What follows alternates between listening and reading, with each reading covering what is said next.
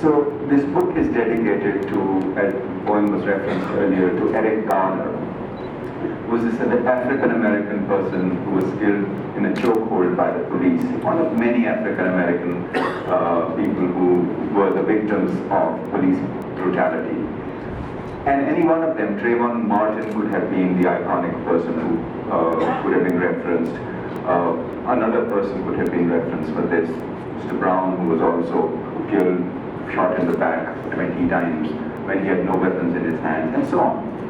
But it was Eric Garner, in a way, that spoke to me. And it is very interesting that all he said was, "I can't breathe."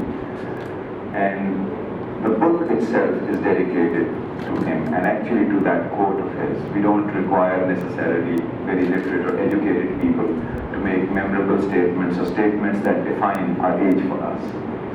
It seems to me that "I can't breathe," at least as far as I am concerned, is the metaphor for our age. It is not just one part of the world or the other. The whole planet has been turned upside down. And it has happened in the last 15, 17, 20 years in such a way that it's become impossible to breathe. And how do we find the breathing space? And these poems are attempts to do that in a way. Some of them conscious and some of them unconsciously. How do I articulate the impossible? How do we, I should remove the I from it. It's not the personal either. How do we individually, collectively articulate what is impossible to articulate, what has never been seen before? Frankly, the injustices that we see today seem to overtop the injustices that have ever existed historically before in our recorded history. And I say that with conviction. And I understand that there are holocausts, or there was the Holocaust, and there are genocides, and there are all kinds of slaughters. What is it that we don't see today? What kind of carnage have we not witnessed? What kind of uprooting have we not witnessed? So Eric Garner came to represent for me this particular, we call it zeitgeist, this particular, unfortunately, despair of our age. We've become suffocated. And it is no longer a spirit, it is more like this massive despair that we live in. So here is my homage to Eric Garner, and to Eric Garner, to all the dispossessed of the earth. One word to share with you, one breath between us, one word I could not utter, one breath stuck in my throat. My body's grime is all my wealth. You excavate me to find yours. I was a child without a childhood, a young man without his youth. My gentleness denied taught me to love. My love taught me to invent a life. And love taught me to invent a life. But my body's grime could not be washed. My body's grime would not let me live.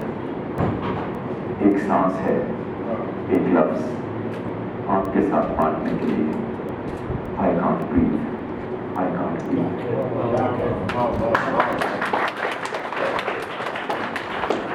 एक लफ्ज़ जो कह ना सका. I can't breathe. I can't breathe. एक सांस जो ले ना सका. I can't breathe. I can't breathe. मेरे जिस्म की मैल मेरा कुल असासा है. I can't breathe. I can't breathe.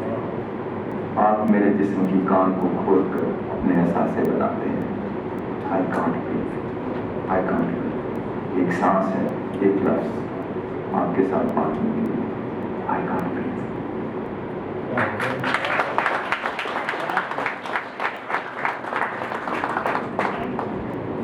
So I have experimented with some new, let us say, sound or voice in some of the poems, and the closest I can talk about that is in terms of what is known as the spoken word idiom. It talks about what you mentioned, this connection with the public.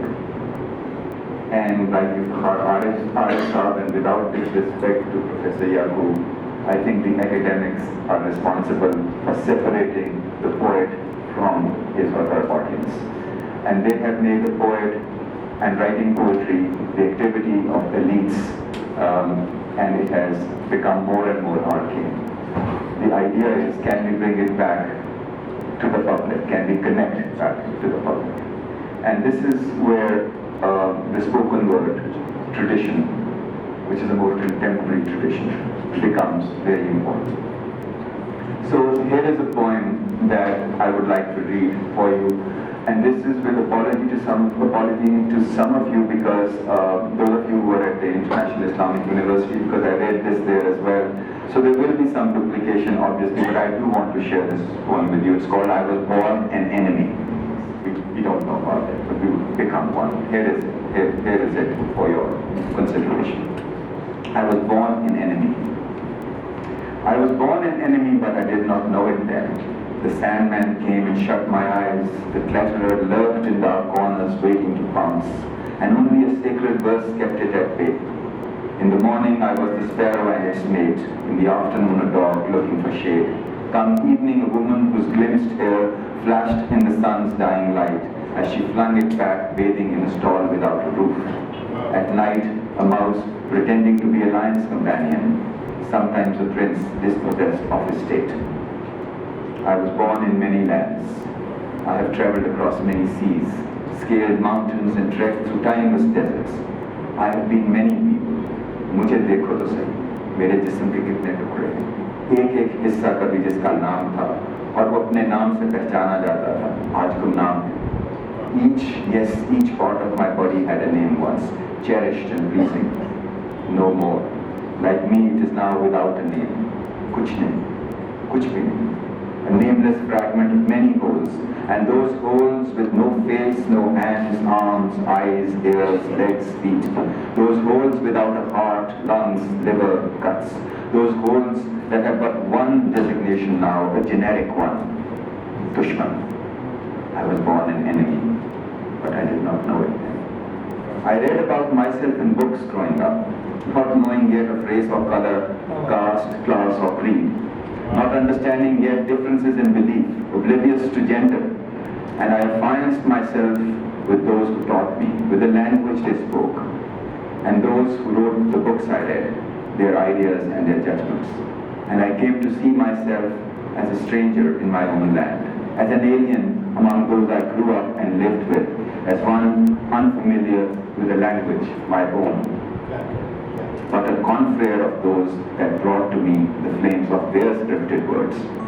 And I learned one by one all shades of difference. I learned race and color, caste, class and creed. I learned beliefs calibrated carefully to context, those that must be despised and those held in esteem. I learned to separate myth from religion, religion from legend, parable and fable.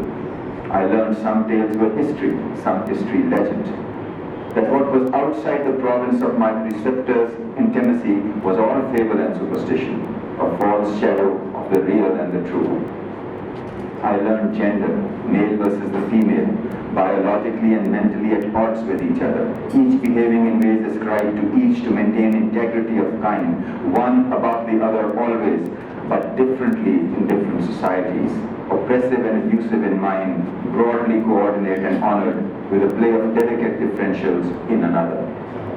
I learned to deduce inclinations and attributes from the penis and the vulva, and the relationship of one to the other of tither and tilth, in my word exploitative, in another cultured and cultivated.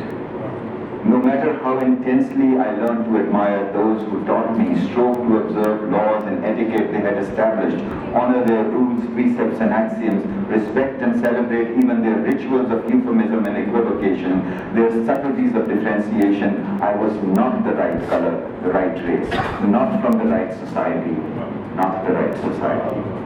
That I aspired fruitlessly and entirely at my own risk for things unattainable, that I was born an enemy and my learning but to establish the unalterable nature of this simple truth. Caliban, to those who taught me, forever a suspect, waiting for a chance to rape some underage Miranda, waiting to overthrow some sage and learned Prospero, forever conspiring, forever prone to treachery, forever preparing to commit an atrocity, polluting with my foul thoughts and native words the language of my masters, born to the wrong people and with the wrong genealogy, in the wrong place, with the wrong beliefs, the wrong color, the wrong aspirations. I was born an enemy, though I did not know it.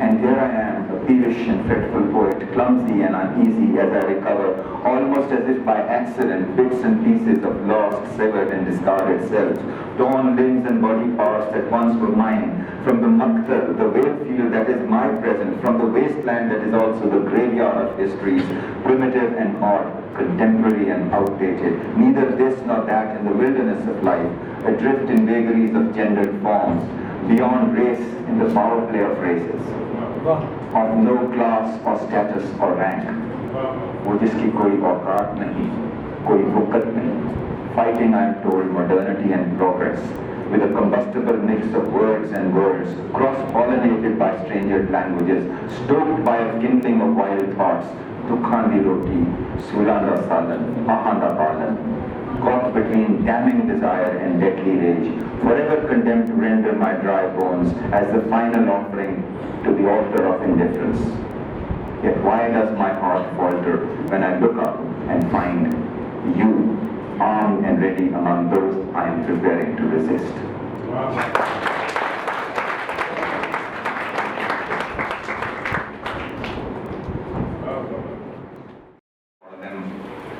Arab Spring or something else of that kind. And that spring is deadly for people who are going through it. So that was the initial inspiration. And here's a poem that I've written on that. It is in 13 parts. It's called Last Spring. First one. Is it Arab or Hebraic spring, or sputtering dawn of a burning cross? The cauldron seethes and hisses, a murky brew rises and boils over. Watch it spread.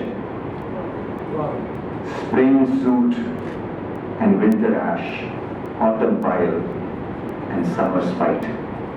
3. The magpie is blue, raven and white. Its beak red, steel grey or yellow. 4. I am of no color, impossible to track. When I brand my writ on you, you bruise black, you bleed red. 5. The magpie refuses to be classified.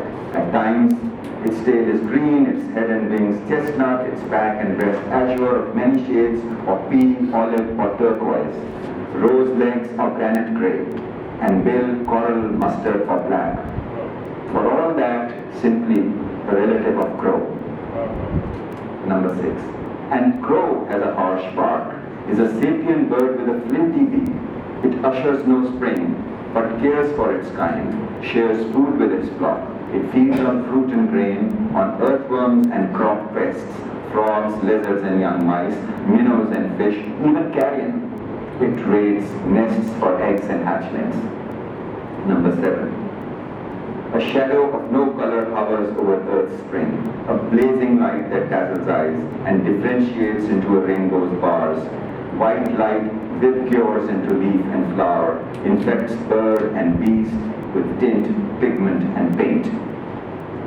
8. Crow stays stubbornly black, casts its shadow on spring, summer, autumn, winter.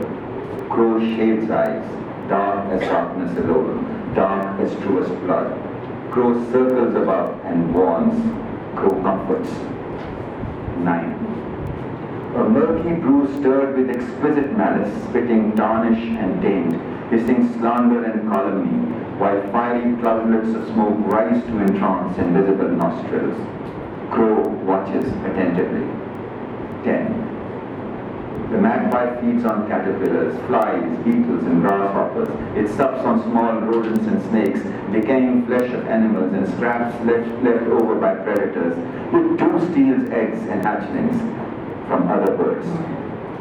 11. Hunted and trapped, pursued by assassins and slayers, poisoned by baits, indiscriminate epicures perceived as a menace, their roosts blown up by dynamite, neither eats its kind. 12. Crow pecks and prods ash and cinder, stabs at charred flesh, the magpie eyes and waits. 13. The magpie looks in a mirror and sees many birds, many colors. Crow looks at magpie, its eyes glittering, and caws in acknowledgement.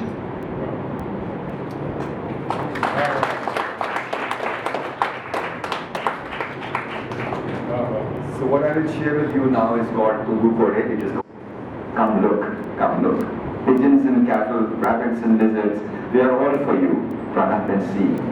There's a parrot with a hole in its neck, and if you blow through it like this, see me do it. It's a whistle as well. Blow hard or blow softly, it makes a sweet sound. Come try this one out. And so all these others have no sound of their own, but only what you give them by blowing through the hole. You give them your breath, you give them your voice. It's almost as if they stir in your hands.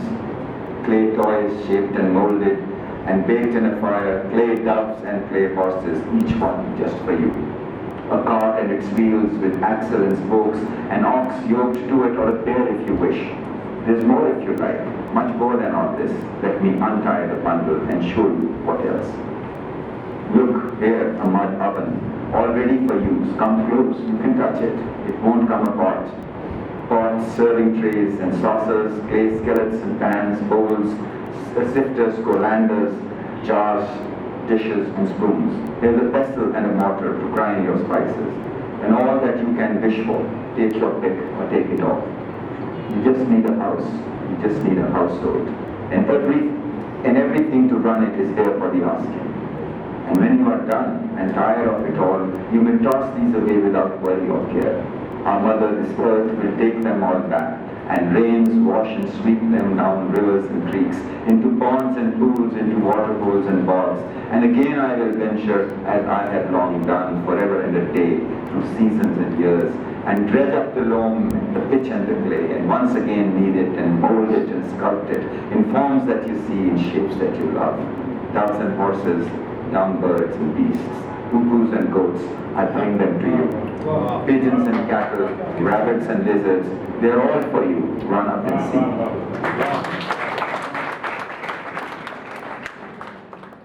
Name it that way. It is a poem also that expresses the impossibility of expressing what cannot be expressed. Nam, nu,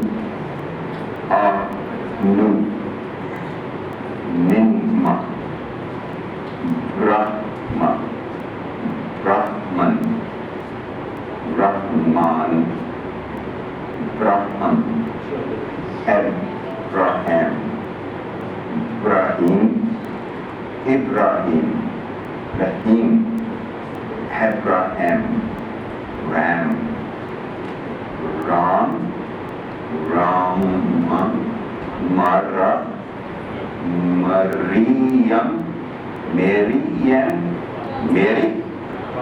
Yesu, Isa, Masih, Yahweh, Yeshua, Jesus, Jesus Christ,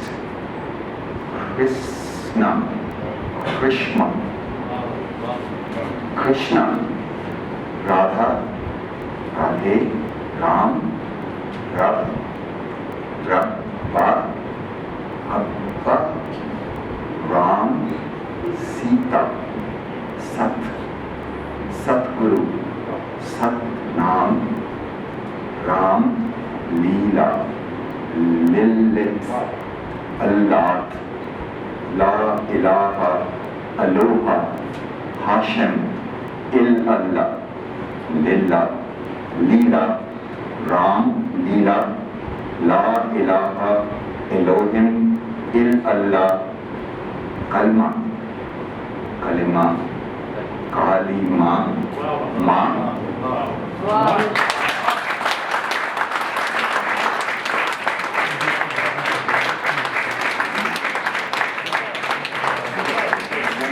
spring in sprig and leaf. Before exhausted branches brittle, the tree succumbs to rot and falls. Yet, in my mind, just for a fleeting moment, I stretch my hand and seize your arm and clasp you to myself as intensely as a hot full moon glories in its lordship for a night, forgetting its borrowed effulgence from a young summer sun, whose fool he remains through all his phases of increase and diminution. While a centipede sits on my face and slowly eats into the flesh that remains.